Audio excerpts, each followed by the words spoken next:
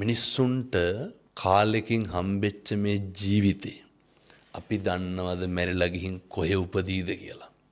ඒ උපදින තැනද හදාගන්න ඕනේ මෙහෙ ඉඳගෙන ඉන්න තැනද හදාගන්න ඕනේ. මම මේ කතා කරනකොට මම මැරෙන්න පුළුවන්. බැරිද? නියමයි.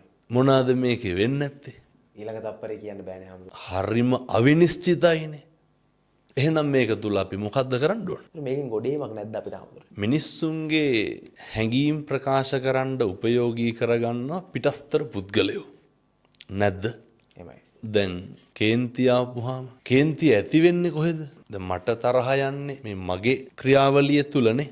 එහෙමයි. තේරුම් ගන්න පුළුවන් නම් මිනිස්සුන්ට ඒ ඇති වෙන කේන්තිය මම තුලින්ම නැති කරන්න ඕන කියලා.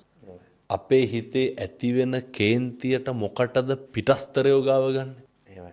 ඒකට වක් කියනවනේ මම එහා. ඒක මගේ ඇති වෙච්ච කේන්තියක් නේක. ඒකට පිටස්තරයෝ සම්බන්ධ කරගන්න නරකයි.